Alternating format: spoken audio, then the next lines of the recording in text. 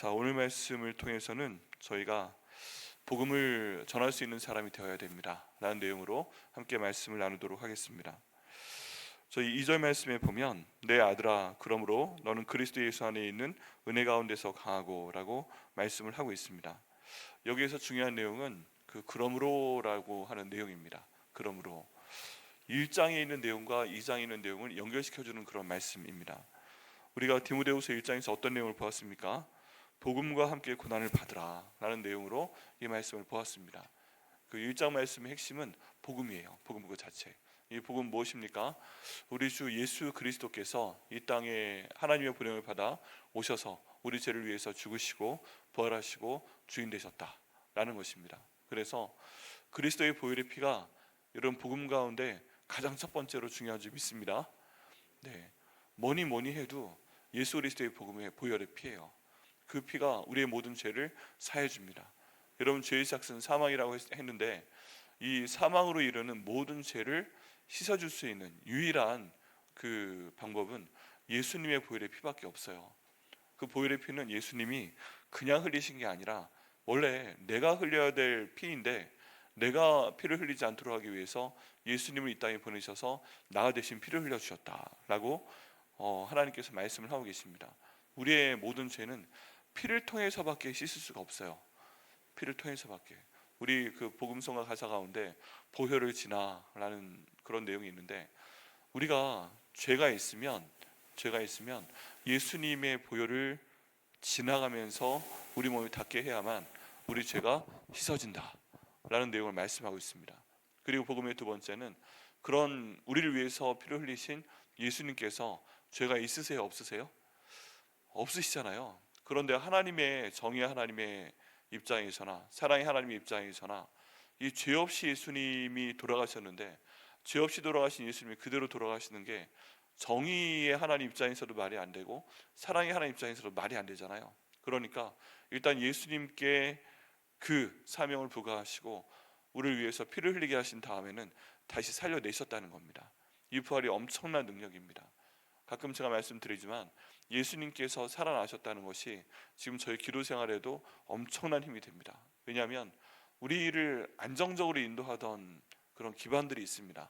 내 마음의 생각이건 직장이건 아니면 어떤 관계이건 돈이건 여러 가지 우리가 기도 제목으로 삼는 내용들, 우리의 삶에 대한 내용들, 우리에게 안정을 주는 내용들, 그런 것들이 있는데 이게 갑자기 변하는 순간이 있어요. 깜짝 놀라게 변해요. 그럴 때 우리의 기도 제목은 그런 일이 벌어지지 않도록 인도하여 주옵소서 하는 거지만 그런 일이 일어났을 때 우리가 붙잡을 수 있는 희망은 무엇인가? 죽을 수도 있다. 이게 망할 수도 있다. 이게 돈이 사라질 수도 있다. 이 병으로 정말 내가 그 세상에서의 생을 마감할 수도 있다. 직장에서 나올 수도 있다. 내가 기대하던 사업이 이대로 끝날 수도 있다. 이 사람하고 내가 깨어질 수도 있다. 또는 내가 그 사람을 버리든 그 사람이 나를 버리든 그럴 수도 있다. 여러 가지 상황들이요. 네. 근데 그럴 상황이 되면 안 되겠지만 만약에 혹시 하나님의 인도하심 가운데 하나님의 뜻 가운데 그런 상황이 벌어졌다라고 하면은 첫 번째 저희가 해야 될 것은 그냥 예수님을 잘 믿는 것입니다. 그거밖에 없어요. 예수님을 잘 믿는 것이고 두 번째는 예수님께서 돌아가셨는데 하나님이 살려주신 것처럼 내가 이렇게 여기에서 끝나는 것 같지만 하나님께서 나를 살려주실 것을 믿습니다. 예수의 부활을 내가 또 내 가족이 체험할 수 있도록 인도하여 주시옵소서. 이렇게 기도하는 게 중요합니다. 예수님의 부활이 그분이 살아나신 것이 역사적인 사실임이 정말 중요하지만 우리의 삶 가운데서 죽음에서 모든 것들을 승리하시고 살려내신 하나님께서 나도 이런 상황에서 살려내실 수 있는 것을 믿습니다 라고 나아갈 수 있도록 저희를 붙들어 주셔야만 됩니다. 그래야 저희가 돌파를 할 수가 있습니다. 네. 그래야 무엇이든지 견뎌낼 수가 있어요. 그리고 세 번째, 그렇게 죽음에서 부활하신 예수님께서 내 주인 되시니 나의 모든 고통을, 심지어 죽음의 고통까지 하시는 예수님께서 나를 책임져 주시옵소서 라고 기도하며 갈 때 우리 죽음에서 부활하신 나의 주님 되신 예수님이 나를 또 내 기도의 대상이 되는 내 가족을 그 죽음의 순간에서 건져내어서 이끌어 주실 것을 믿습니다. 이 내용이 복음의 핵심이에요. 그래서 이 세 가지를 저희가 믿고 나갈 때 천국도 가게 되는 것이고 이 땅에서도 승리하며 가게 될 줄 믿습니다. 이거 정말 믿으셔야 됩니다. 생각을 해보면 이게 기본이고 이게 제일 중요한데 이 기본이 안 돼 있으면 이 복음에 대한 능력이 우리 삶 가운데 들어올 수가 없습니다. 이 복음, 그 복음을 전하기 위해서 너희가 고난을 받으라. 여기까지 얘기하는 것이 사도 바울의 일장의 내용이고 이 복음을 전하다가 사도 바울이 감옥에까지 갇히게 되었고 이 감옥에 갇힌 사도 바울의 상황에 대해서 디모데야 두려워하지 말아라, 부끄러워하지 말아라. 그리고 어제의 말씀을 통해서는 내가 그렇게 힘든 가운데 있었는데 복음을 위해서 모든 것을 다 바칠 때에 아시아에 있는 모든 사람들은 나를 배반하였고 또 부겔로와 허무겐에도 배반하였지만 고맙게 하는 사람도 있었다. 오네시보로 유익을 끼치는 자라는 이름을 가진 그 사람이 네 가지 관점에서 내가 복음을 전하고 고난을 당하는 것을 도와주었다라고 어제 말씀을 나눴습니다. 그리고 나서 이제 그러므로 하고 오늘 말씀으로 나누어집니다. 그러면 복음을 위해서 어떻게 살아야 되는가라는 구체적인 내용이 2장 말씀부터 나오게 됩니다. 이 말씀 저희한테로 주시는 내용입니다. 내가 지금 목숨 걸고 교회 나오는 이유가 뭐예요? 내가 지금 새벽 예배 가운데 나와서 기도하는 이유가 뭐예요? 이 복음에 대한 것 때문에 그렇습니다. 예수님께서 우리에게 맡기신 마지막 그 지상의 명령이 너희는 복음을 모든 족속에게 전파하라 하는 말씀이고 세상 끝날까지 너희와 함께 할 것이다 라고 말씀을 하셨는데 너희가 세상에 그냥 있으면 아무것도 안 하는데 내가 세상 끝날까지 너희와 함께 하겠다 말씀을 하시는 게 아니고 저희가 복음을 가지고 나아가서 이 복음을 가지고 하나님의 일을 할 때 복음을 전할 때 그때 내가 세상 끝날까지 너희와 함께 있을 것이라 라고 말씀을 하신 것입니다. 예수님께서 두세 사람이 있는 곳에 나를 그릴 가운데 있다 라고 말씀하실 때 성도들이 다른 거 하고 그냥 놀러 다니기만 하고 세상 얘기하고 이런 것들 때문에 두세 사람이 모여 있는 곳에 내가 너희와 함께 있다 말씀하신 게 아니고 복음을 가지고 너희가 나눌 때 복음을 가지고 듣고 배울 때 복음으로 다른 사람 가르칠 때 복음으로 함께 기도할 때 내가 너희 가운데 있겠다라고 말씀을 하신 것입니다. 그런 내용의 연장으로 봐서 지금 여기 있는 디모데후서 2장에 있는 내용은 이제부터 구체적으로 이 복음을 가지고 너희가 어떻게 해야 된다라는 내용을 두 가지로 말씀하고 있습니다. 그 첫 번째는 1절 말씀대로 그리스도 예수 안에서 있는 은혜 가운데서 강해지라라고 말씀을 하고 있습니다. 또 두 번째는 충성된 사람들에게 내게 들은 바를 충성된 사람들에게 부탁하라라고 말씀하고 있습니다. 이 복음을 위해서 저희가 해야 될 게 뭐예요? 그리스도 예수 안에 있는 은혜 가운데서 강해지는 것이 첫 번째입니다. 지금 사도 바울이 여기 있는 아들 같은 디모데에게 그렇게 첫 번째 권면하고 있습니다. 먼저 내가 강해져야 돼요. 복음을 가르치는 디모데가 먼저 강해지라라고 말씀을 하고 있습니다. 그것도 그리스도 예수 안에서 있는 은혜 가운데서 강해져라라고 말씀을 하고 있습니다. 여러분 이 말씀이 저희 가운데 중요합니다. 여기 지금 디모데가 내 아들아라고 디모데를 부르고 있습니다. 그런데 이 호칭도 사실은 전달되는 것입니다. 전달되는 것이에요.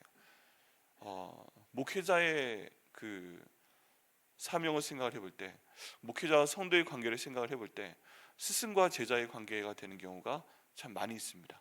목회자는 하나님 말씀을 배웠으니까 신학교 와서 배우고 또 여러 가지 그 다음 교육과정을 통해서 배웠으니까 목회자는 가르치는 사람이다, 스승이다, 그리고 성도들은 제자다, 이런 관계로 생각되는 경우도 많이 있습니다.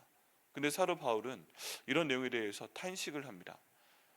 일만 스승이 있을 때 그 가운데 아비는 없다 라고 얘기하는 것입니다. 이런 복음은 사실 스승의 관점에서 무슨 주의가 어떻고 무슨 주의가 어떻고 성경에 무슨 지금 디모데후서의 개론이 어떻고 이런 것들을 가르치는 것도 포함은 되죠. 그런 것도 가르쳐야 됩니다. 그런데 복음은 오늘 본문의 말씀에 따르면 바울 서신에 따르면 영적인 아비와 영적인 자녀의 관계에서 전달되어야 된다고 말씀하고 있습니다. 그러면 목회자는 저 같은 담임 목사 또는 부목사 어떤 관계이든 내가 복음을 가르칠 때는 내가 아비의 입장에서 아들을 가르치는 것처럼 또 딸을 가르치는 것처럼 그런 마음으로 가르쳐야 된다라고 지금 말씀하고 있습니다. 여기 바울이 디모데에게 말씀하는 것이 바로 그 내용입니다. 우리 디모데 전서의 내용을 보면 바울이 그 디모데에게 권면했던 내용 가운데 중요한 내용이 있습니다. 그게 뭐냐면 내 연소함으로 인해서 업신여김을 당하지 않도록 해라. 내가 하나님의 은혜 가운데서 바로 서라 하는 것입니다. 그 당시 에베소 교회에 많은 성도들이 있었고 그 사람들 사이 디모데의 나이는 어렸죠. 연소했죠. 세상적인 관점에서 보면은 아주 아랫사람이죠. 근데 그럼에도 불구하고 내가 너를 하나님 말씀으로 가르쳤고 너는 내게서 그 말씀 복음의 비밀과 능력을 배웠고 그렇다면 내가 너를 영적인 아비의 관점에서 자녀를 가르치듯 아들을 가르치듯 그렇게 너에게 전수를 했으니까 너도 영적인 아비의 관점에서 내게 있는 복음을 내게 있는 성도들에게 영적인 아비의 관점에서 들려주어라, 가르쳐라, 지키게 해라. 그런 말씀으로 바울은 계속 바울서신 가운데서 말씀을 하고 있습니다. 사실은 내 아들아라고 말하는 이 표현을 통해서 이제 말씀을 가르치는 분들과 말씀을 배우는 분들의 관계가 정립이 돼야 돼요. 스승과 제자 관계로 수업 딱 들으면 끝 하고 끝나는 것이 아니라 계속 한 사람 한 사람의 아들을 또 딸을 가르치고 돌보고 가르치고 돌보고 상처받았으면 감싸주고 또 가고 이렇게 해서 마치 아들을 키우는 것처럼 딸을 키우는 것처럼 키워내야 된다는 것입니다. 이 말씀을 들으면 참 회개가 됩니다. 하나님, 제가 너무 부족합니다. 제가 그런 그 목회자가 될 수 있도록 인도하여 주옵소서. 또 영적인 아비와 같은 그런 마음 주시고 행할 수 있도록 인도하여 주옵소서. 이 말씀을 보면 알고 있으니까 계속 회개하면서 어떻게 하면 그럴 수 있을까 기도하며 최선의 노력을 다해야 된다고 믿고 있고 또 그렇게 하려고 노력을 합니다. 근데 약간 이 내용을 반대로 생각도 해봐야 됩니다. 그러면 말씀을 가르치는 그 목회자가 영적인 아비라고 하면 영적인 아들이 되고 딸이 된 성도들은 나이에 관계없이 말씀을 가르치는 목회자를 내 영적인 아비로 여겨야 된다는 것입니다. 내가 봤을 때 담임 목회자가 부족해도 또 말씀을 가르치는 부부 목회자가 부족해도 하나님께서 말씀을 가르치는 사람으로 보내시고 기름받아 세우신 걸로 내가 믿는다면 저 사람과의 나의 관계는 그냥 스승과 제자의 관계가 아니라 행정적으로 봤을 때 저 사람은 우리 교회가 청빙한 목사와 또 내가 성도의 관계가 아니라 하나님께서 주신 말씀을 내게 가르칠 수 있는 그리고 영적인 아비와 같이 나를 돌봐줄 수 있는 그런 영적인 아비로 내가 인정하는 것이 맞구나 라고 신앙생활을 하게 될 때 굉장히 많은 부분이 달라지게 됩니다. 굉장히 많은 부분이 달라지게 됩니다. 이게 또 교회 운영되는 방법입니다. 성경의 모든 관점에서 바울이 이런 관점으로 계속 내 아들아 라고 얘기하고 성도들에게도 그런 얘기를 한다면 이게 어떤 교회 운영 방식에 따라서 장로교회 체제 어떤 담임 목사 체제 이런 체제가 문제가 아니라 그런 관계가 되면 교회에서 갈등이 일어나는 모든 내용들이 그냥 눈이 녹듯이 사라지게 될 수밖에 없습니다. 그리고 성령께서 우리의 마음을 인도하실 때 정말 오늘 본문에 있는 말씀대로 모든 그 말씀을 전해주는 그 목회자들이 먼저 그리스도 예수 안에 있는 은혜 가운데서 강해지고 또 그 말씀을 전해줄 때 이 말씀을 듣는 모든 성도들이 영적인 자녀로서 역시 그 말씀을 듣고 그리스도 예수 안에서 강해지고 또 그 말씀을 내가 들은 말씀을 다른 사람들에게 전하며 나갈 때 교회는 안정되지 않을 이유가 없어요. 부흥되지 않을 이유가 없어요. 그 가운데 사랑이 넘칠 것이기 때문에 그것도 그냥 가족 간의 사랑, 남녀 간의 사랑, 친구의 사랑 이게 아니라 우리를 위해서 피 흘리신 예수 그리스도의 사랑이 우리 가운데 넘칠 수밖에 없기 때문에 그 교회는 예수님 머리 대신 행복하고 아름다운 공동체가 돼서 성장을 하고 열매를 맺을 수밖에 없습니다. 그럼 성령의 열매가 드러나는 것입니다. 그렇게 하면서 이 땅 가운데 정말 예수님께서 원하시는 그런 복음의 내용이 이루어지는 교회를 만드는 것도 굉장히 큰 일이고요. 바쁘고요. 이걸 위해서 사탄이 엄청나게 공격을 하게 됩니다. 그러니까 자꾸만 복음의 내용은 이렇게 있는데 복음의 내용 외에 내 생각과 내 경험과 내가 가지고 있는 것을 자꾸 세상에서 교회로 가지고 들어오게 되니까 어려움이 생기는 것입니다. 그러므로 이 복음을 전하기 위해서 내가 그리스도 안에서 강하여지라 내 아들아 말씀하는 이 내용에도 이런 내용이 들어가 있습니다. 여러분 그래서 기도해 주셔야 됩니다. 부족해도 또 어려운 상황 가운데 있어도 하나님 이 복음에 대한 진리와 이 관계가 적어도 우리 백향목교회 가운데서 이루어질 수 있도록 인도하여 주옵소서. 부족한 담임 목사 보내셨고 또 부족한 다른 목사님들 보내셔도 하나님께서 인도하여 주셔서 그 역할을 영적인 아비의 관점에서 잘 중요하게 인식을 하고 수행할 수 있도록 인도하여 주셔서 성도 한 명 한 명을 그냥 한번 설교하고 지나가면 되는 그런 사람들, 또는 한번 가르치고 지나가면 되는 그런 사람들, 그런 것들이 아니고 영적인 아들로서 딸로서 대하고 연배에 관계없이 하나님 말씀을 가르치고 또 그 말씀대로 살아내게 하고 그를 통해 하나님의 복을 받을 수 있는 그런 사람들로 잘 성장시킬 수 있는 우리 목회자들이 될 수 있도록 여러분 기도 부탁드립니다. 많이 부족하니까 기도해 주셔야 돼요. 기도해 주셔야 돼요. 요즘에 그 담임 목사 연령대가 굉장히 낮아져서 보통 38살부터도 담임 목사가 됩니다. 여러분 38살, 이게 기가 막힌 건데요. 저 그 공부하던 때에 그 LA 쪽에 동양선교교회라는 교회가 있습니다. 굉장히 유명한 교회예요. 굉장히 큰 교회고, 그런데 거기에서 38살 된 담임 목회자를 목회자로 세웠어요. 그래서 아주 미국 전체가 들썩들썩했습니다. 40대도 아니고 38살이면 애가 몇 살이야? 그 목회자 애가 몇 살이야? 그럼 애들이요 아직 너무 어린 거예요. 뭐 초등학생, 유치원생 그런 거예요. 그러니까 이제 청빙위원회에서 뽑아서, 장로교회에서 뭐 전체투표 그런 거 안 합니다. 그냥 당회에서 10명이 모여가지고 이분이요 하고 딱 해버리면 그냥 가는 거예요. 근데 저분이 우리 담임 목사님이야? 했는데 우리 아들이 고등학생이고 대학생인데 담임 목사님 애들이 초등학생인 거예요. 유치원생인 거예요. 이거 어떻게 하지? 어떻게 하지? 그러면서 너무너무 힘들어들 하셨는데 잘 가고 있어요. 하나님께서 그만큼 자격이 되는 담임 목사님 세우셨기 때문에 또 말씀을 잘 가르치고 복음 안에서 열심히 하고 이 개념으로 교회를 정립하게 되니까 그 교회가 풍파가 많이 있었습니다. 우리가 잘 알고 있는 강준민 목사님, 박혜원 목사님, 뭐 이런 분들이, 기라성 같은 목사님들이 지나가셨는데 그 다음에 38대 목사님이 오셔서 오히려 교회가 안정되는 것을 볼 수가 있습니다. 하나님께서 놀랍도록 일하시더라고요. 하나님 말씀대로 따라서 할 때 그것도 가능하다. 또 어려운 게 있지만 가능하다. 상담은 어떻게 하지? 도저히 안 되겠는데, 이것 때문에 40대 중반 되는 부목사님을 따로 청빙을 해서 그런 일들은 그 목사님이 좀 도와주도록 합니다. 이렇게 해서 보완장치를 만들긴 했는데 주님의 말씀에 근거해서 그 일을 행했을 때 교회가 안정되고 부흥되는 것을 저희가 보게 됩니다. 우리 백향목교도 그런 관점에서 하나님, 우리 교회가 그런 관점에서 영적인 관계에서 안정될 수 있도록 인도하여 주옵소서 기도 부탁드리겠습니다. 또 강조해야 될 내용이 첫 번째 내용인데요. 너는 그리스도 예수 안에 있는 은혜 가운데서 강하여지라. 먼저 가르치는 이 디모데에게 얘기하는 내용입니다. 강해지라 라고 얘기하고 있습니다.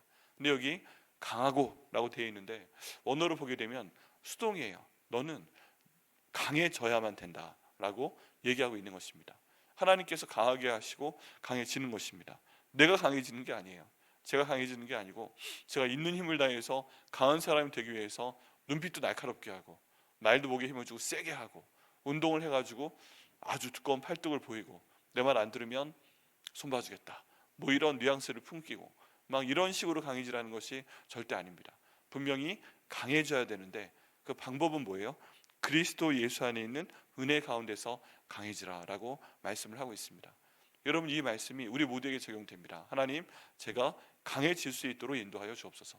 그런데 제가 스스로 강해지는 것이 아니라 그리스도 예수 안에 있는 은혜 가운데서 강한 사람이 될 수 있도록 인도하여 주옵소서. 내가 강해져야 되면 여러분 교만한 것도 필요합니다. 내가 강해져야 되면 다른 사람들을 뭔가 압제할 수 있는 그런 표현도 필요하고 그런 카리스마도 필요합니다. 그런데 지금 본문에서 말씀하고 있는 이 내용은 그리스도 예수 안에서 강해지라. 그럼 어떻게 강해지라는 얘기죠? 주님께서 내게 주신 은혜 가운데서 강해지라는 것입니다. 온유하라는 것입니다. 겸손하라는 것입니다. 그리고 내가 무엇을 하는 것이 아니라 하나님께서 모든 것을 하십니다 하고서 주권을 하나님께 돌려드리고 인정하라는 것입니다. 그럴 때 저희가 강해지는 것입니다. 우리가 왜 강해요? 내가 나를 지키기 때문에 강해지는 것이 아니라 하나님이 나를 지키시기 때문에 강해지는 것이다 라고 저희가 인정하고 나갈 때 그 강함을 체험하게 하실 것을 믿습니다. 가만히 보면요, 위대한 하나님의 사람, 우리가 인정하는 하나님의 사람, 요셉도 그랬고 뭐 다니엘도 그랬고, 이런 하나님의 사람들은 자기가 강한 게 아니었어요. 하나님이 그를 지켜주시는 거였습니다. 이스라엘 백성들이 왜 백전백승을 하는 그런 사람들이 되었어요? 그 사람들이 강했다기보다는 하나님께서 그들을 지켜주셨기 때문입니다.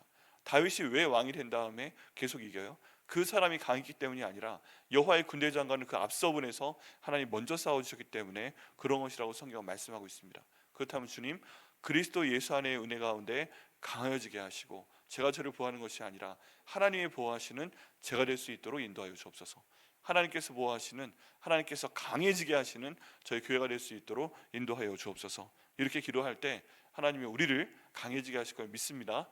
내 스스로가 아닙니다. 그리스도 예수 안에 있는 은혜 가운데서 강해지라고 말씀하고 있습니다. 또 두 번째는 내가 많은 증인들 앞에서 내게 들은 바를 충성된 사람들에게 부탁하라 라고 말씀하고 있습니다. 이 말씀 가운데 보면 지금 사도 바울이 디모데에게 명확하게 하는 얘기가 있습니다. 그게 뭐냐 하면 첫 번째는 듣는 것이에요. 내가 많은 사람 증인들 앞에서 내게 들은 바를 이라고 얘기하고 있죠. 복음을 제대로 가르치기 위해서는 복음에 대해서 제대로 들은 경험이 있어야 돼요. 누구한테가 배워야 돼요. 지금 여기 있는 디모데는 사도 바울한테 배웠어요. 그리고 이 배운 디모데가 다른 사람들보다 더 큰 하나님의 은혜를 받아서 이걸 잘 깨달았다는 것입니다.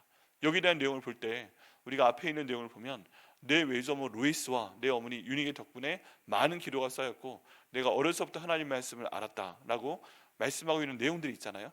어려서부터 가정 가운데서 하나님 말씀을 들은 사람, 그리고 그 말씀이 계속 귀에 들린 사람, 이 사람이 되어야 된다는 것입니다. 그러니까 교회 가운데서도요, 다른 말이 자꾸 들리면 안 되고 하나님의 말씀이 들려야 됩니다. 복음이 들려야 됩니다. 앞에서 말씀되는 설교 가운데서도 하나님 말씀이 귀에 들리게끔 해야 되고, 성도들 가운데 있는 대화 가운데서도 하나님 말씀이 들려야 되고, 내 입에 나오는 그 내용도 하나님 말씀에 근거해서 말씀이 나오도록 해야만 됩니다. 믿음은 들으면서 난다고 했잖아요. 계속 듣게 되면 믿음이 생기는 것입니다. 이게 내 자신의 귀에 들려야 되고 내 가정 가운데서 말을 해야 되고 들려줘야만 이 하나님 말씀의 법칙이 우리 가운데서 자라나게 되고 또 열매를 맺게 된다는 것입니다. 그런데 지금 여기 있는 디모데가 들었잖아요. 이걸 저희가 먼저 해야 됩니다. 하나님 말씀 듣게 하여 주옵소서. 여러분, 첫 번째 드려야 될 것은 뭐냐 하면 목사님들의 설교가 아니라 성경 말씀 자체를 들으셔야 됩니다. 성경 말씀 자체를. 그래서 성경 말씀 가운데 있는 시편 말씀 가운데 있는 주야로 묵상을 한다라는 그 묵상이라는 단어가 히브리어로 하가라고 예전에 말씀을 드렸잖아요. 이 하가라는 뜻은 읊조린다는 것입니다. 내 입으로 말씀을 읽고 내 귀에 그 말씀이 들리게끔 해서 이 생명의 말씀이 심장으로 들어가서 온몸으로 퍼져나가게 하라. 하나님 말씀을 내가 읽은 그 목소리로 듣게끔 해라. 이게 먼저 첫 번째입니다. 여러분, 가장 중요하게 들어야 될 것은 목사님들의 설교가 아니라, 한번 해석한 게 아니라 하나님 말씀 그 자체를 꼭 들으셔야 됩니다. 그래서 그 시간을 가지셔야 됩니다. 너무 힘들면은 요즘에 좋은 컴퓨터 앱들이 많이 있으니까 성경을 틀어놓고 들으시고, 운전하고 틀어놓고 들으시고, 또 아니면 내가 직접 읽으면서 내 귀로 들리게끔 하시고 눈으로 보게 하시고, 이럴 때 우리가 복음의 능력이 우리 가운데 채워질 수가 있습니다. 또 두 번째는 정말 좋은 목사님의 설교를 들으셔야 됩니다. 왜냐하면 어떤 성경에 대한 내용들은 내가 몰라요.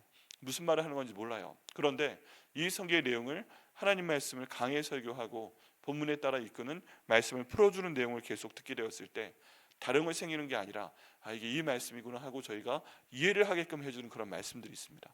이 말씀을 찾아서 들으셔야 됩니다. 그래서 다른 것이 아니라 그 말씀 자체가 내 안에 새겨질 수 있도록 해야 됩니다. 이게 첫 번째 과정입니다.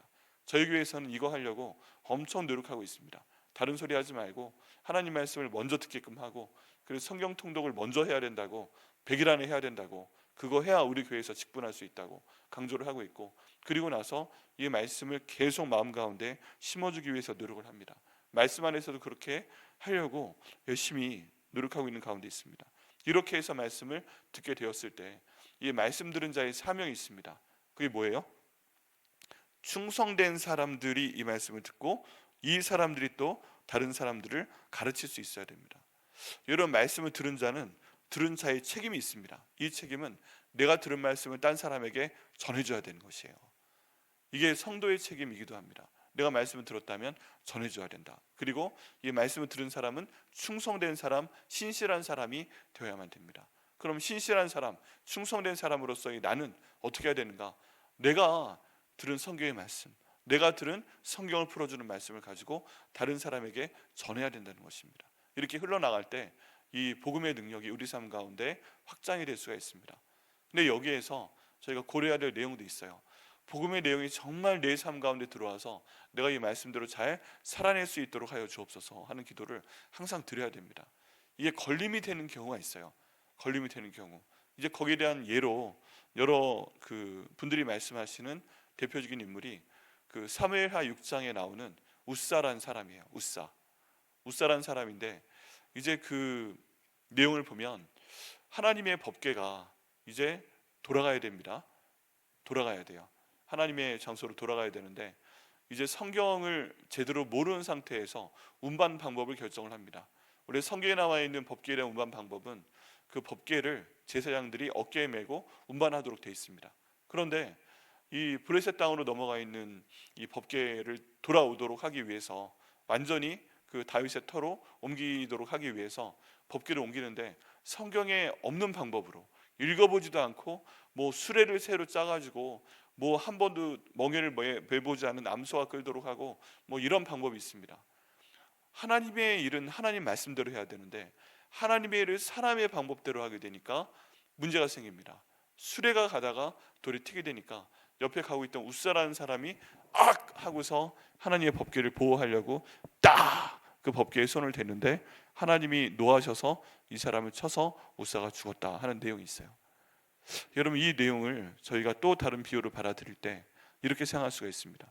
저희가 하나님의 일을 할 때는 하나님 말씀을 제대로 알고 그 말씀에 순종하는 방식으로 나가야 됩니다. 애초에 제사장들이 어깨에 메고 운반했으면 이런 일이 없어요. 그런데 이거를 하나님 말씀에 근거하지 아니하고 하나님 말씀에 소위 지식이 없어서 하나님 말씀에 무식해서 하나님 일을 한다고 내 마음대로 내가 주인 되어서 내 뜻대로 수레를 만들어서 또 그 비싼 압소를 가져다가, 야, 우리 지금 하나님을 잘 모시고 있어, 우리 하나님께 잘 순종하고 있어, 하나님 좋아하실 거야, 이러고 있다가 갑자기 돌뿌리가 나타나서 팍 튀었을 때 이게 넘어질 것 같으니까 하나님 말씀을 빡 손으로 잡았다가 하나님께서 치시는, 웃사라는 사람은 하나님 말씀을 감당하지 못하는 그런 상황이 생기게 됩니다. 이런 상황 보고 사람들이 너무 놀랐고 다윗은 분해서, 하나님 저한테 왜 이러세요? 하나님 말씀을 지금 옮겨가려고 하는데 왜 이러세요? 분해가지고 하나님 말씀을 감히 그 법궤를 옮겨가지 못하고 상당히 오랜 기간 동안 오베데돔의 집에 간직해 두었다라는 내용이 있습니다. 여러분, 제가 하나님 말씀을 다룰 때 이런 실수를 범할 수 있어요. 하나님 말씀을 잘못 듣고 잘못 이해하고 잘못 내 나름대로 순종하다가 이 펑 뭔가 문제가 생겼을 때 그 말씀에 그냥 손을 뻗어가지고 잡았다가 죽는 수가 있어요. 말씀을 감당해내지 못하는 것입니다. 이래서 하나님 말씀은 제대로 듣고 제대로 배우고 제대로 순종할 때 복음의 능력이 나타나게 됩니다. 여러분, 이 가운데서 충성된 사람이 된다는 것은 먼저 하나님 말씀을 잘 듣는 것이고 제대로 듣는 것이고 또 이것을 잘 전달해 드리는 사람에 대해서 말씀하고 있습니다. 여러분, 이런 사람 되시기를, 이런 사람이 되는 저 여러분 되시기를 예수님의 이름으로 축복합니다. 자기 마음대로 하나님 말씀을 이용하고 자기 말씀을, 성경 말씀을 오용하고 남용하고 잘못 사용해서 웃사처럼 하나님께 분노를 받아서 죽는 일이 없어야 됩니다. 말씀이 튕겨져 나가는 사람이 있어요. 내 관점대로 하나님 말씀을 해석해 주지 않는다, 내 말씀대로 하나님 말씀을 가르치지 않는다, 이건 좀 다른 것 같다 해서 튕겨 나가는 경우에는 그 말씀도 튕겨 나가고 말씀대로 사는 것도 아니지만 그 사람이 생명을 잃습니다. 이게 정말 무서운 것입니다. 그래서 하나님 말씀은 하나님 말씀대로, 주님 그렇게 복음 안에서 강해지는 저희가 될 수 있도록 인도하여 주시옵소서. 기도해야 되겠습니다. 오늘 말씀을 통해서는 저희가 이 세 가지로 기도하겠습니다. 하나님께서 우리 교회에 이런 관계 주셨으니 내 아들아, 내 아비라고 부를 수 있는 그런 영적인 아비와 아들, 딸의 관계가 우리 백향목교회 가운데서 온전히 이루어질 수 있도록 인도하시고 이를 감당할 수 있는 저와 우리 김일환 목사님 또 장일환 전도사님 될 수 있도록 인도하여 주시옵소서. 하나님께서 이에 대해서 소위 우리가 잘 아는 영권을 주셔야 됩니다.